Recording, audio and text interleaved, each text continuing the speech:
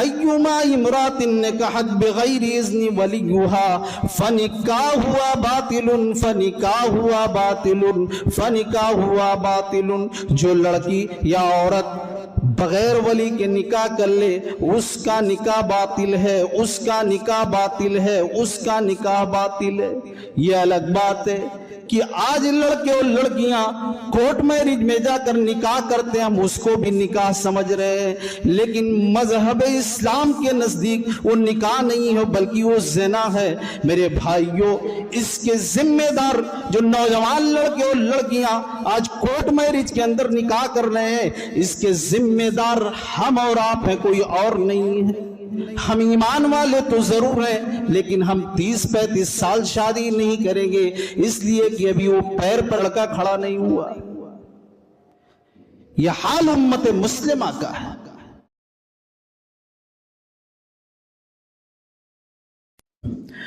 يا أيها الذين آمنوا اتقوا الله وقولوا قولا سديدا يصلح لكم أعمالكم ويغفر لكم ذنوبكم ومن يطع الله ورسوله فقد فاز فوزا عظيما أما بعد فإن خير الحديث كتاب الله وخير الهدي هدي محمد صلى الله عليه وسلم وشر الأمور محدثاتها وكل محدثة بدعة وكل بدعة ضلالة وكل ضلالة في النار۔ اعوذ باللہ من الشیطان الرجیم، بسم اللہ الرحمن الرحیم۔ وَلَقَدْ أَرْسَلْنَا رُسُلًا مِّن قَبْلِكَ وَجَعَلْنَا لَهُمْ أَزْوَاجًا وَذُرِّيَّةً رب اشرح لي صدري ويسر لي أمري واحلل عقدة من لساني يفقهوا قولي رب زدني علما اللهم رب زدني علما۔ ہر قسم کی حمد و ثنا، کبریائی و بڑائی اس ذات پاک کے لیے ہے جو رب العالمین ہے، جو مالک الملک۔ اسی رب العالمین سے دعا کرتا ہوں، رب العالمین بے شمار درود و سلام کے پھول برسا تمام نبیوں پر، بالخصوص ہم سب کے پیارے نبی امام الانبیاء سید الرسل احمد مجتبیٰ محمد مصطفیٰ پر صلی اللہ علیہ وسلم۔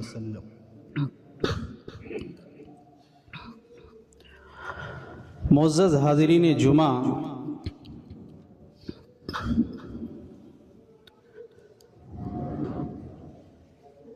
اسلام نے، مذہب اسلام نے یا مذہب اسلام کے اندر نکاح ایک بامقصد اور پروقار عمل ہے، اور نکاح اور شادی کو مذہب اسلام نے سادہ اور نہایت ہی آسان کیا ہے۔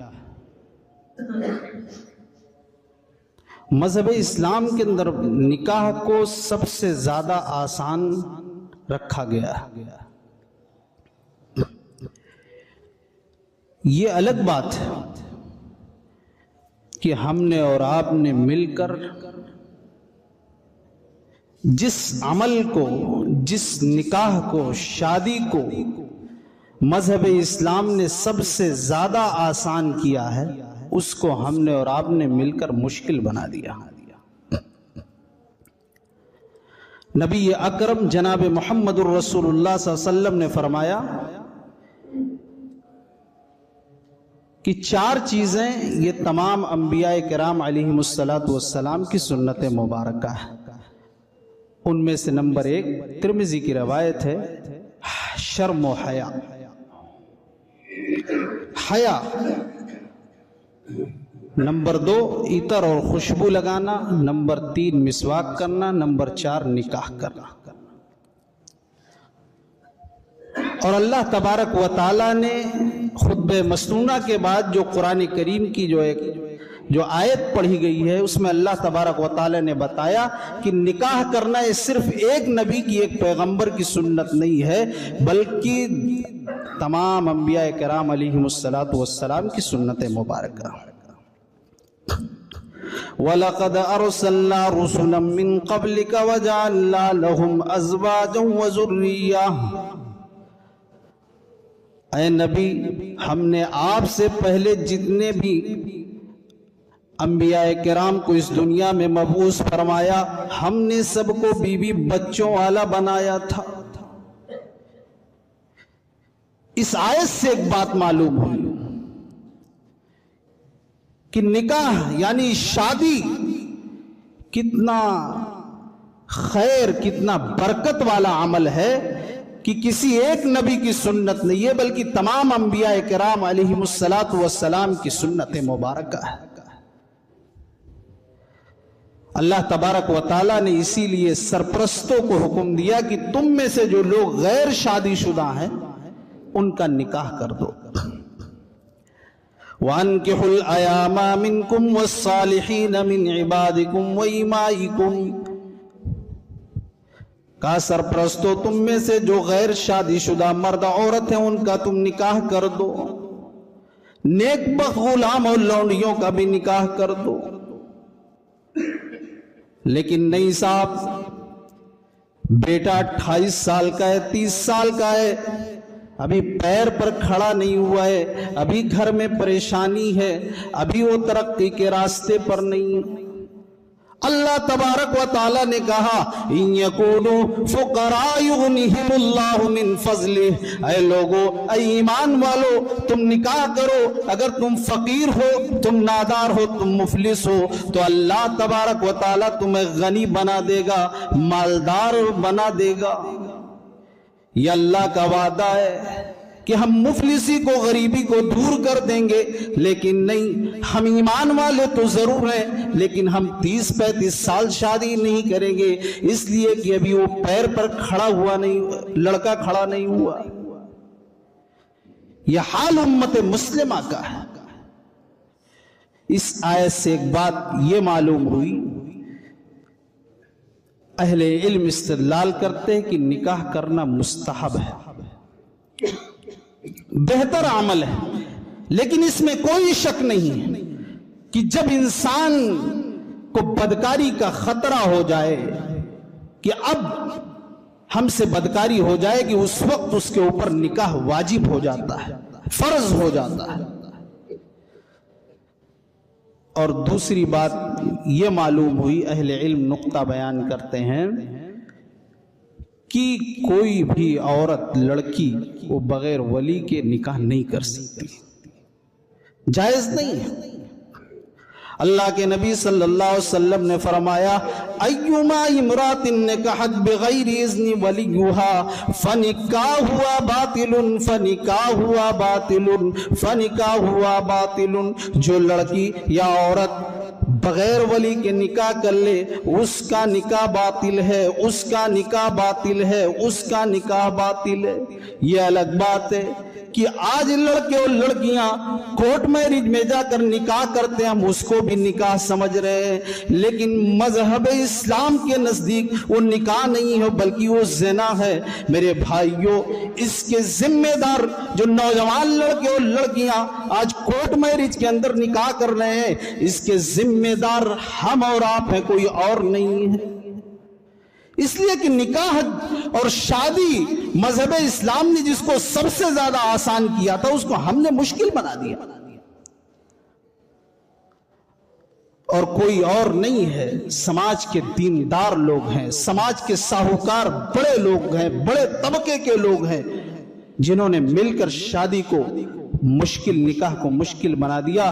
ہم جیسے علماء بھی اس میں شامل ہیں، علماء، عوام الناس، دیندار طبقہ، سب نے نکاح کو مشکل بنا دیا۔ نکاح مذہب اسلام کے اندر کتنا آسان تھا، 2-3 واقعے کی طرف میں اشارہ کر رہا ہوں. ام سلیم، ان کے شوہر کا انتقال ہو گیا.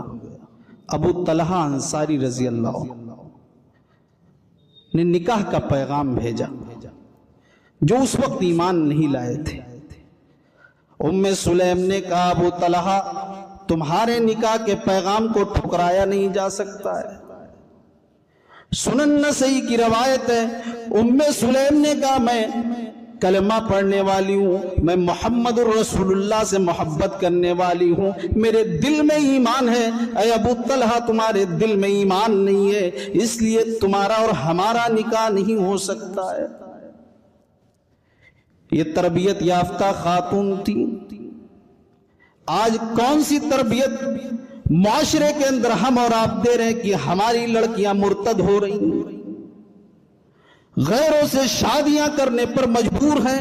ام سلیم نے کہا ابو طلحہ تم مالدار ہو، تم دولت مند ہو، تمہارا اخلاق و کردار بہت اچھا ہے، لیکن تمہارا اور ہمارا نکاح اس لیے نہیں ہو سکتا ہے کہ میں محمد الرسول اللہ سے محبت کرنے والی ہوں، میں نے محمد الرسول اللہ کا کلمہ پڑھا ہے اور آپ ایمان نہیں لائے ہیں، آپ کے پاس ایمان کی دولت نہیں ہے، اس لیے جاؤ ابو طلحہ آپ کا اور ہمارا نکاح نہیں ہو سکتا ہے.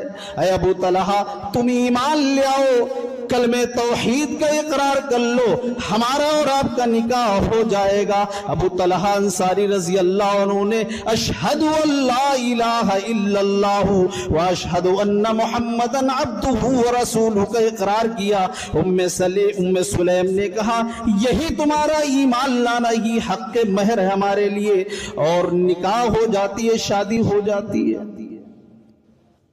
نکاح ہو گیا، شادی ہو گئی. کہا جو ایمان لائے ہو یہی حق مہر ہے ہمارے لیے.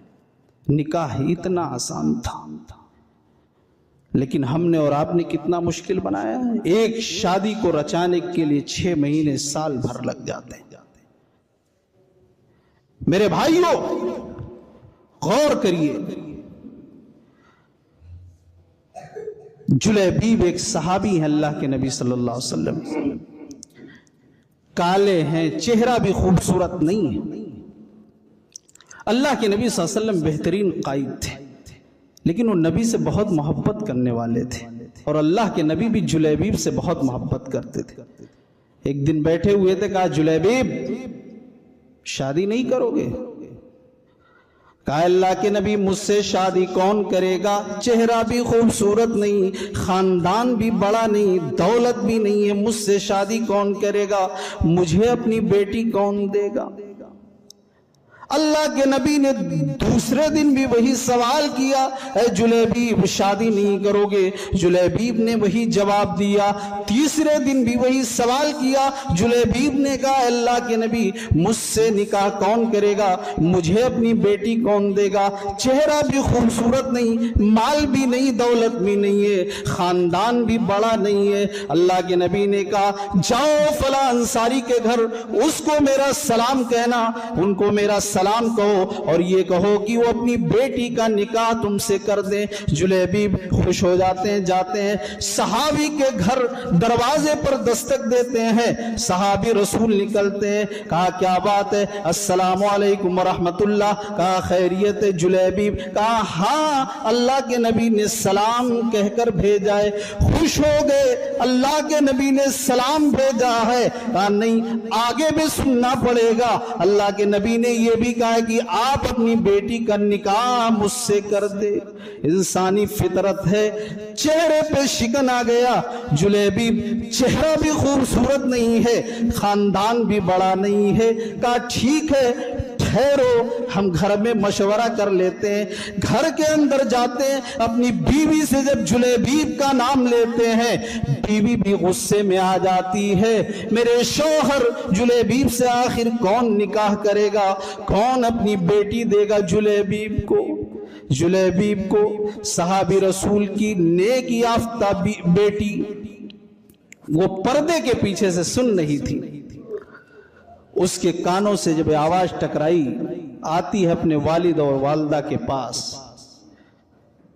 میرے ابو، اے میری امی بتاؤ کیا تم اللہ کے رسول کا حکم ٹھکرانے کے لیے آپ دونوں لگے ہوئے ہو؟ مجھے رشتہ منظور ہے، امام کائنات جناب محمد الرسول اللہ صلی اللہ علیہ وسلم جس لڑکے سے جہاں چاہے ہمارا نکاح کر دیں، ہمیں شادی منظور ہے۔ کہا اللہ کے رسول کے حکم کو ٹھکرا رہے؟ بیٹی کی یہ بات سننی تھی۔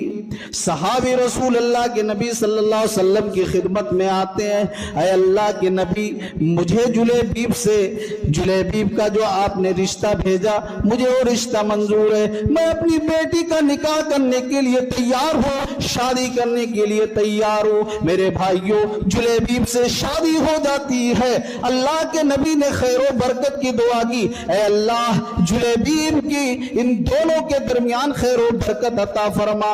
جلیبیب جو مفلس تھے، جو غریب تھے، جو نادار تھے، اس کے بعد ان کا نام مالداری میں آنے لگا۔ جلیبیب کی جو بیوی تھی وہ اتنا زیادہ صدقہ و خیرات کرتی کہ لوگ کہتے جلیبیب کی بیوی ہے بہت زیادہ صدقہ کرنے والی ہے، اللہ نے اتنا مال و دولت سے نوازا۔ کہا جس کا انتخاب جو نبی سے محبت کرنے والا نوجوان شخص ہے اور نبی نے ہمارے لیے انتخاب کر دیا، اس نکاح کو کیسے ٹھکرایا جا سکتا ہے؟ نکاح کتنا آسان تھا۔ اللہ کے نبی صلی اللہ علیہ وسلم کے پاس ایک خاتون آتی ہے، صحیح بخاری کی روایت ہے، اے اللہ کے نبی، میں اپنے آپ کو آپ کے لیے ہبہ کر رہی ہوں، یعنی آپ سے نکاح کرنا چاہتی ہوں۔ اللہ کے نبی خاموش رہے۔ ایک صحابی نے کہا اللہ کے نبی اگر آپ کو ضرورت نہیں تو میں نکاح کر لیتا ہوں، میں کر لیتا ہوں۔ کہا تمہارے پاس مہر میں دینے کے لیے کچھ ہے؟ کہا کچھ نہیں۔ کہا جاؤ اپنے رشتہ داروں میں پتہ کرو، کچھ لے کر آؤ مہر کے لیے تاکہ تمہارا میں نکاح کر دوں۔ رشتہ داروں میں جاتے ہیں، عزو اقارب میں واپس آتے ہیں، واپس آنے کے بعد کہتے ہیں اللہ کے نبی مجھے کچھ نہیں ملا مہر میں دینے کے لیے، میرے پاس ایک لنگی ہے، اسی کو بولیے تو آدھا پھاڑ کر دے دوں۔ اللہ کے نبی نے کہا نہیں ایسا مت کرو، وہ تمہارے بھی کام نہیں آئے گا، اس کے بھی کام نہیں آئے گا، جاؤ دیکھو کوئی لوہے کی انگوٹھی مل جائے تو اسے ہی تلاش کر کے لاؤ۔ گئے انہوں نے ڈھونڈا، آئے اللہ کے نبی مایوس ہو گئے، لوہے کی انگوٹھی بھی نہیں ملی۔ اللہ کے نبی نے کہا یہ بتاؤ تمہیں قرآن کی فلاں فلاں صورتیں یاد ہے؟ کہا ہاں فلاں فلاں صورتیں یاد ہیں۔ کہا جاؤ میں نکاح پڑھا دیتا ہوں، تم اپنی بیوی کو بھی فلاں فلاں صورتیں یاد کرا دینا، یہی حق کے مہر بنا دیتا ہوں۔ نکاح اتنا آسان تھا، کسی کا وہاں پتہ نہیں، نہ مہندی پسائی کی رسم پتہ، نہ باراتیوں کا پتہ، نہ گھوڑوں کا پتہ، نہ گاڑیوں کا پتہ، کسی کا کچھ پتہ نہیں، نکاح اتنا آسان تھا، شادی ہو جاتی ہے۔ اللہ کے نبی صلی اللہ علیہ وسلم کے ایک صحابی ہیں عبد الرحمن ابن عوف، عشر مبشرہ میں سے جلیل القدر صحابی ہیں، زردی لگی ہوئی ہے، جعفران کی کلر لگی ہوئی ہے، زردی لگی ہوئی ہے۔ اللہ کے نبی صلی اللہ علیہ وسلم نے کہا اے عبد الرحمن یہ کیا ہے؟ عبد الرحمن ابن عوف نے کہا اللہ کے نبی میں نے نکاح کر لیا ہے، میں نے شادی کر لی ہے، آپ امام الانبیاء ہیں، جناب محمد الرسول اللہ صلی اللہ علیہ وسلم کو خبر نہیں ہے عبد الرحمن ابن عوف کی شادی ہو جاتی ہے، نبی کو خبر نہیں ہے۔ اللہ کے نبی نے صرف اتنا کہا اے عبد الرحمن بتاؤ تم نے ولیمہ کیا ہے؟ کہا نہیں۔ کہا علم ولو بشاتن، جاؤ ولیمہ کرو، چاہے ایک بکری ہی ذبح کیوں نہ کرو۔ آج تو اگر کسی کو کوئی بھول جائے، کارڈ نہ پہنچے، برسوں دشمنی چلتی کہ اس نے شادی میں مجھے کمتر سمجھا تھا، مجھے چھوڑ دیا تھا۔ امام الانبیاء ہیں، اس روئے زمین پر اللہ کے نبی صلی اللہ علیہ وسلم سے بڑی ہستی نہ کوئی گزری ہے، نہ صبح قیامت تک کوئی آ سکتی ہے، بلکہ یہ کہہ لیا جائے کہ اللہ کے بعد اگر سیکنڈ مقام کسی کا ہے تو جناب محمد رسول اللہ صلی اللہ علیہ وسلم کا ہے۔ آپ خوشی میں بولے تو قانون بنتا ہے، غصے میں بولے تو قانون بنتا ہے، نبی چلے تو قانون چلے، نبی ٹھہرے تو قانون ٹھہر جائے۔ لیکن اس نبی کو یہ خبر نہیں ہے کہ عبد الرحمن ابن عوف میرے صحابی کی شادی ہو گئی ہے، وہ صحابی جو اپنے نبی کے لیے جان کو قربان کرنے کے لیے، گردن کٹانے کے لیے ہمہ وقت تیار رہتے۔ ہماری اور آپ کی کیا حیثیت؟ اگر کسی نے دعوت نہیں دی، 4 آدمی میں بیٹھے فلاں نے شادی کر لی، مجھے دعوت نہیں۔ نکاح کو مشکل بنانے والے ہم سب لوگ، شادی کو مشکل بنانے والے ہم سب لوگ۔ اللہ کے نبی صلی اللہ علیہ وسلم کے سامنے جابر ابن عبداللہ بیٹھے ہوئے تھے۔ اللہ کے نبی نے کہا جابر شادی نہیں کرو گے؟ اللہ کے نبی کے صحابی نے کہا اللہ کے نبی ہماری تو شادی ہو گئی، ہماری تو شادی ہو گئی۔ یہ حال، یہ نکاح اتنا آسان تھا، شادی اتنی آسان تھی۔ نہیں صاحب ابھی 1 سال بعد کریں گے، فلاں ہوٹل بک کریں گے، اتنا 10 لاکھ کا اکاؤنٹ، بمبئی سے لوگ، بڑے بڑے شہروں سے ہمارے رشتہ دار، عزیز و اقارب، بچوں کی چھٹی نہیں، فلاں کی چھٹی نہیں، سب یہ ساری چیزیں جو ہم اپنے دل کو، خواہش کو، جو ہے خواہشات نفس کو ہم پورا کرنے کے لیے ہم نے اور آپ نے نکاح کو مشکل بنا دیا۔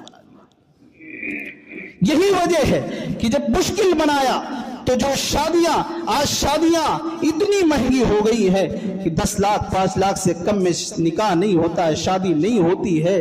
یہی وجہ ہے کہ جس کے نوجوان لڑکی ہے، ایک نوجوان لڑکی ہے، وہ رکشہ چلا رہا ہے، ٹھیلا چلا رہا ہے، چھوٹی سی دکان ہے، وہ 10-5 لاکھ روپیہ کہاں سے لائے گا؟ وہ بیٹی سوچ رہی ہے اپنے باپ کے، جب چہرے کی لکیریں دیکھتی ہے تو سوچتی ہے کاش میں مر جاتی، کاش میں دھس جاتی، میں اپنے باپ کے لیے بوجھ بنی ہوئی ہوں، ہمارا باپ لوگوں سے بھیک مانگ رہا ہے، لوگوں سے قرض مانگ رہا ہے، میرے نکاح کے لیے، میری شادی کے لیے کاش میں مر چکی ہوتی۔ اپنے باپ کے چہرے کو دیکھنے کے بعد یہ محسوس کرتی ہے۔ لیکن ہماری غیرت کہاں گئی؟ ہم نے کلمہ پڑھا ہے نبی کا، ہمارا دعویٰ ہے کہ ہم قرآن و حدیث کے ماننے والے ہیں، ہمارا دعویٰ ہے کہ ہم نبی سے محبت کرنے والے ہیں، ہماری نماز رفع الیدین والی، ہم دوسرے کی بات نہیں کر رہے ہیں، ہم زور سے آمین کہیں گے، پیر سے پیر ملائیں گے، ہم نماز جو ہوگی ہماری سنت کے مطابق ہوگی، ہم بدعت نہیں کریں گے، ہم کوئی ایسا تہوار نہیں کریں گے جس پر نبی کی مہر نہ ہو۔ آخر شادی کے معاملے میں ہم اور آپ اہل حدیث کیوں نہیں رہ جاتے ہیں؟ ہم اور آپ ڈاکو اور چور کیوں بن جاتے ہیں؟ اس کا محاسبہ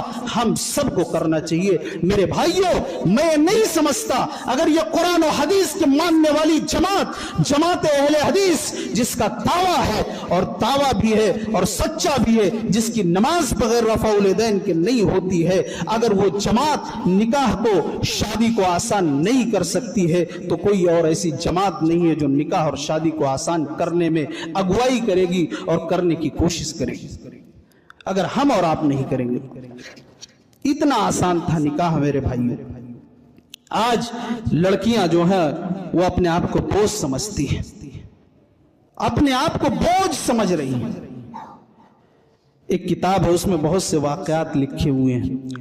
ایک واقعہ یہ بھی لکھا ہوا ہے، ایک عالم دین ہے، انہوں نے اکٹھا کیا کہ ایک عورت آتی ہے ایک ڈاکٹر کے پاس، ڈاکٹر صاحب میں نے سنا ہے کہ 2 گردے ہوتے ہیں جسم کے اندر۔ کہا ہاں۔ کہا یہ بھی سنا ہے کہ ایک ہی سے کام چل جاتا ہے۔ کہا ہاں بات صحیح۔ کہا معاملہ کیا ہے؟ کہا یہ بھی سنا ہے کہ جسم کے جو پارٹس ہوتے ہیں، اعضاء ہوتے ہیں، اگر وہ بیچے جاتے ہیں تو اس کی قیمت ملتی ہے۔ کہا ہاں بات صحیح ہے، لیکن آخر تم اپنا کیوں بیچنا چاہتے ہو؟ کہا میں ایک گردے کو بیچنا چاہتی ہوں۔ کہا کیوں؟ کہا میرے شوہر کو فالج پڑ گیا ہے، کئی سالوں سے بستر پر ہے، ہماری 2 نوجوان لڑکیاں ہیں، کئی رشتے ایسے آئے لیکن ان کی ڈیمانڈ کو میں پوری نہ کر سکی. ہماری لڑکیاں بوڑھی ہو رہی ہیں اور قوم کے جو بھیڑیے ہیں وہ ہماری لڑکیوں کی عزت و آبرو پر دیکھ رہے ہیں, وہ جو ہے تاک لگائے ہوئے ہیں. اس لیے میں چاہتی ہوں کہ اپنی زندگی میں اپنے گردے کو بیچ کر سماج اور معاشرے کے جو ہے ان بھیڑیوں سے اپنی لڑکیوں کو بچانے کے لیے, تاکہ ہماری لڑکیاں بوڑھی نہ ہوں, ہم اپنی لڑکیوں کا نکاح کر دیں اور ان ڈکیتوں کا ہم ڈیمانڈ پوری کر دیں جو کھلے عام ڈکیتی کر رہے ہیں. سماج اور معاشرہ یہاں تک پہنچ چکا. اور معاشرہ کسے کہتے ہیں؟ تمام افراد جب ملتے ہیں تو وہی معاشرہ ہے. اور معاشرے کی اصلاح صرف ایک مولوی صاحب کی تقریر سے نہیں ہوگی, معاشرے کی اصلاح ہم سب کو مل کر کرنی پڑے گی. میرے بھائیوں, اللہ کے نبی صلی اللہ علیہ وسلم نے لڑکے کا معیار کیا بتایا؟ نکاح بالکل آسان ہے. لڑکے کا معیار کیا, لڑکی کا معیار کیا؟ اگر ہم نبی کی اس بات پر عمل کر لیں معاملہ ختم, نکاح بالکل آسان ہو جائے گا. اللہ کے نبی صلی اللہ علیہ وسلم نے فرمایا اذا اتاکم من ترضون خلقہ ودینہ فزوجوہ. اے لوگو, جب تمہاری لڑکی کے لیے کوئی نوجوان لڑکا نکاح کا پیغام بھیجے اور وہ دیندار ہو, ایمان اس کے اندر ہو, توحید ہو, فزوجوہ, اس کا اخلاق و کردار اچھا ہو, فزوجوہ, تو تم اپنی لڑکی کا نکاح کر دو, شادی کر دو. الا تفعلوا تکن فتنۃ فی الارض وفساد عریض. اے لوگو, اگر ایسا نہیں کرو گے تو زمین میں بہت بڑا فساد برپا پاؤ گے. آج فساد برپا ہو گیا, نکاح مشکل ہو گیا, شادی مشکل ہو گئی. ایک نکاح کرنے کے لیے نہ جانے کتنی تیاری کرنی پڑتی ہے, لیکن زنا کے اڈے کھلے ہوئے ہیں. زنا آسانی سے آج ہمارا نوجوان کر رہا ہے. میرے بھائیو, ہماری غیرت کہاں چلی گئی؟ ہمارا ایمان کہاں چلا گیا؟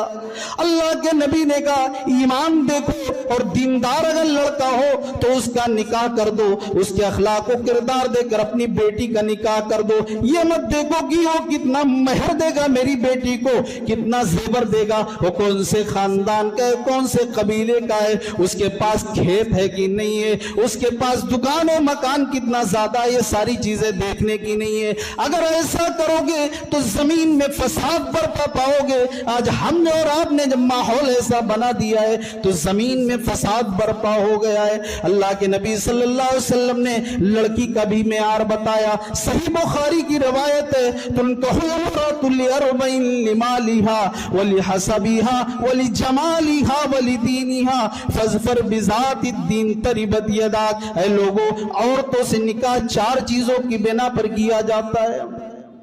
لمالیہا ولی حسبیہ ولی جمالیہ.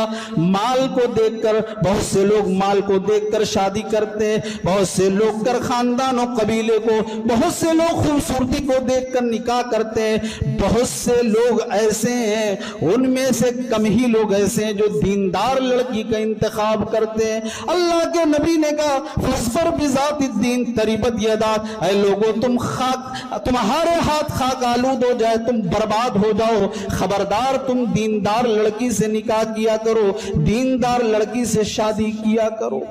اور ہم نے اور آپ نے مشاہدہ کیا ہے, جس گھر میں اگر دیندار لڑکی آ جائے تو گھر جنت نما بن جاتا ہے, اور کسی گھر میں اگر بد کردار لڑکی آ جائے تو گھر جہنم نما بن جاتا ہے. کتنے ایسے لوگ ہیں میرے بھائیوں جو بڑے لوگ ہیں, بڑے گھر کی لڑکی لائے ہیں, میں خود جانتا ہوں, آج ان کی بہویں اپنے سسر کو مار رہی ہیں, ان پر حملہ کر رہی ہیں, ان کو تکلیف دے رہی, پریشانی دے رہی. نیک لڑکی کا انتخاب کرو. امام بخاری رحمت اللہ علیہ کو دنیا جانتی ہے, ان کی ماں کو کوئی نہیں جانتا ہے. دنیا یہ کہنے پر مجبور ہے اصح الکتب بعد کتاب اللہ, کہ قرآن کے بعد سب سے صحیح کتاب کوئی ہے تو بخاری شریف ہے. امام بخاری کو بخاری بنایا کس نے؟ میرے بھائیوں, امام بخاری رحمت اللہ علیہ کی زندگی پڑھیے. امام بخاری جب پیدا ہوتے ہیں تھوڑے سے بڑے ہوتے ہیں, امام بخاری کی آنکھوں کی بینائی چلی جاتی ہے, روشنی چلی جاتی ہے. امام بخاری کی والدہ راتوں کو اٹھ کر تہجد میں سجدے میں گر جاتی, نظریں آسمان کی طرف ہاتھوں کو بھی اٹھا لیتی. اے اللہ تو اتنا بڑا امتحان مجھ سے نہ لے. اے اللہ میں نے وعدہ کیا تھا, میں نے ارادہ کیا تھا کہ اپنے بیٹے کو حدیث کا عالم بناؤں گی, قرآن کا عالم بناؤں گی. اے اللہ تو میرے بیٹے کی آنکھوں کی بینائی کو واپس کر دے. اللہ تبارک و تعالیٰ نے جب ایک ماں کو تڑپتے ہوئے دیکھا, ایک ماں کی آنکھوں کو لگاتار آنسوؤں کو گرتے ہوئے سجدے کی حالت میں دیکھا, اللہ تبارک و تعالیٰ نے امام بخاری کی آنکھوں کی بینائی واپس کر دی. اور امام بخاری بڑے ہوئے تو بخاری شریف پوری لکھ ڈالی. یہ ایک نیک عورت کا کردار ہے کہ وہ گمنامی کی زندگی گزار کر, وہ گھر کے چار دیواری کے اندر رہ کر وہ ایسا بچوں کی ایسی پرورش کرتی ہے کہ بچہ محدث بنتا ہے, بچہ مفسر بنتا ہے. ضرورت ہے کہ ہم اور آپ دیندار لڑکی کا انتخاب کریں, لیکن مال ہم دیکھیں گے, حسب و نسب ہم دیکھیں گے, خوبصورتی ہم دیکھیں گے. اگر اس وقت مجھے کہنے دیجئے کوئی چیز نہیں دیکھی جا رہی ہے تو صرف اور صرف دینداری نہیں دیکھی جا رہی, دینداری نہیں دیکھی جا رہی. میرے بھائیوں, اگر ہم نے اور آپ نے اس کام کو, نکاح کو آسان کرنے کی کوشش نہیں کی کہ معاشرے کے اندر نکاح آسان ہو, شادی آسان ہو, تو یاد رکھنا قیامت کے دن اللہ کی مار کے لیے تیار رہے. اللہ کی مار پڑے گی. کیونکہ پھر کہہ رہا ہوں, ہمارا دعویٰ ہے کہ ہم قرآن و حدیث کے ماننے والے, ہم بغیر رفع دین کے نماز نہیں پڑھیں گے, بغیر آمین کے نماز نہیں پڑھیں گے. لیکن آخر شادی کے موقع پر نبی کی سنتوں کو ہم کیوں بھول جاتے ہیں, نبی کے طریقے کو کیوں بھول جاتے ہیں؟ نکاح اتنا آسان تھا, مذہب اسلام نے آسان بنایا ہے. نکاح مشکل کیوں ہے؟ اس کی وجہ صرف بیجا جو رسم و رواج ہے, ہندوانہ جو ریتی رواج ہے, اور سب سے بڑا اس سماج کا کینسر وہ جہیز کی لعنت اور بارات, ان چیزوں نے نکاح کو مشکل بنا کے رکھا ہے. نکاح کو مشکل بنا کے رکھا ہے. جن کے گھر میں بیٹیاں ہیں ان کے والدین کروٹ بدل رہے ہیں, راتوں کو نیند نہیں آ رہی ہے, بلڈ پریشر بڑھ جا رہا ہے, دقتیں ہو رہی ہیں, پریشانیاں ہو رہی ہیں. ہماری بیٹی کے ہاتھ پیلے کیسے ہوں, ہماری بیٹی کے ہاتھ پیلے کیسے ہوں گے؟ اور ہم اور آپ آسانی کے ساتھ سودا کر رہے ہیں. نکاح اتنے واقعات آپ کے سامنے پیش کیے گئے, بہت سے واقعات کہ نکاح اتنا آسان ہے کہ نبی کو خبر نہیں ہے, نہ کہیں پر گاڑی کا پتہ, نہ گھوڑے کا پتہ, نہ رسم و رواج, کوئی بھی رسم نہیں. سارا جو رسم و رواج ہے وہ ہندوانہ رسم و رواج ہے. شادی ہوگی, نہیں صاحب اتنا لیں گے, اب تو پتہ بھی نہیں چلتا ہے, 5 لاکھ 10 لاکھ 3 لاکھ کیش چل رہا ہے. لڑکے کا باپ پہلے ہی سے کیس لے کے بیٹھا ہوا ہے. پتہ یہ چل رہا ہے کہ کچھ نہیں لے رہا ہے, لیکن معلوم آپ کریں گے تو پہلے ہی سے کیش اس کے پاس پہنچ چکا ہے. آج بھیک منگائی ہو رہی, یہ انٹرنیشنل بھکاری ہیں جو بھیک منگائی کر رہے ہیں, جو بیٹے کے نام پر بھیک مانگ رہے ہیں. ان سے بڑا بغیرت میں نہیں سمجھتا ہوں کہ اس روئے زمین پر کوئی ہو جو بیٹے کے نام پہ بھیک مانگنے والا ہو. اس سے اچھا ہے کہ آپ کسی سے 100 روپیہ 200 روپیہ 500 روپیہ بھیک مانگو, وہ زیادہ بہتر ہے اس سے کہ بیٹے کے نام پہ بھیک مانگو. ہو سکتا ہے کسی کے پیشانی پہ شکن آ رہی ہو سکتا ہے کسی کا دل جو ہے اتھل پتھل ہو رہا ہو کہ یہ کیا کہہ رہے ہیں, ہم ہی لوگ وہ ہیں, ہم ہی وہ لوگ ہیں جو 200-300 بارات لے جاتے ہیں, ہم ہی وہ لوگ ہیں جو جہیز کا لمبا ڈیمانڈ کرتے ہیں. ہو سکتا ہے, لیکن اس کے مجھے کوئی فرق نہیں پڑتا ہے. جو حق ہے, جو سچ ہے, وہ ہم سب کو سننا پڑے گا اور مجھے کہنا پڑے گا. اور یہ آپ اور سب جانتے ہیں, ہم سب جانتے ہیں. باراتی جا رہے ہیں 100-150, باراتیوں سے پوچھو کون بلایا ہے؟ لڑکے کے باپ نے اجازت دی ہے. جب لڑکے کے باپ نے اجازت دی ہے تو لڑکے کے باپ کے وہاں جاؤ, کھاؤ.